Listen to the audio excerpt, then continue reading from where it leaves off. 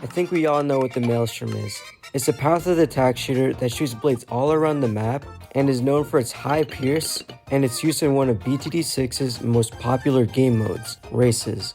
But today, I'm going to be trying to use it in the hardest game mode, Chimps. We're going to see how many Maelstrom it's going to take in order to pop the Bad, the strongest blimp in BTD6. We start off with 2 attack shooters. I place them under the track because they do more damage if they're under the balloons as opposed to being above them. I placed Geraldo and upgraded to Blade Shooter. For this run, I am not allowed to use Jerry's Fire as I thought it would make things a little too easy. I tried this challenge before but died at 99. Take this as a lesson. If any of you are aspiring Bloons YouTubers like I am, please take the time to create a challenge. It is frustrating to have your entire save rely on your reflexes and also have to back out and go back to the map, repeating time after time as you die. As I stared at the death screen, I thought about why I play this stupid monkey game, but one must imagine Sisyphus happy.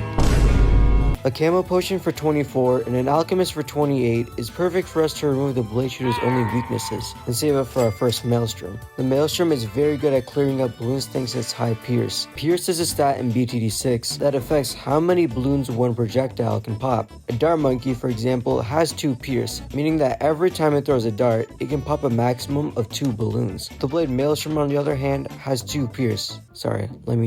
200 pierce, and each projectile gets thrown out 30 times a second, making balloon dense rounds like 63 a joke. Around 50, we got the Super Maelstrom. Take everything I just said and crank it up by 50. These things have 500 pierce, and I forgot to mention that Blade Maelstroms and Super Maelstroms ignore line of sight issues, meaning that these things are going to be hitting the entire map. We are also stacking up on blade traps, which in all likeliness are never going to be activated. I got primary mentoring due to reducing the cooldowns on abilities and to save a little bit of cash. This tower replicates a fraction of the power of the biggest discount in BTD6, which is out right now on my channel, link in the description.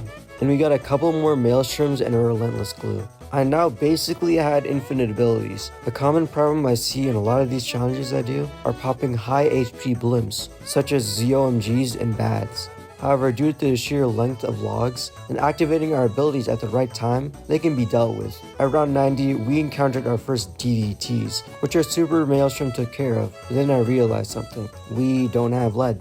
The normal Blade Maelstrom doesn't have lead, and you need a Super Maelstrom upgrade in order to start popping lead. So we're going to need some more help. It's time to assemble our supporting cast. We're going to need a Bloon Sabotage, which for 15 seconds will slow down all balloons incoming and on screen. Meet the Glue Storm, who was ironically more expensive than the actual Maelstrom. The glue will allow us to bypass having an MIB, which is a big issue because DDTs have lead and camo. A swift death on 99 led me with 22k on the table. However, after placing 2 totems and 3 useless blade traps, I figured out that just timing the Super Maelstrom ability better will get us the win.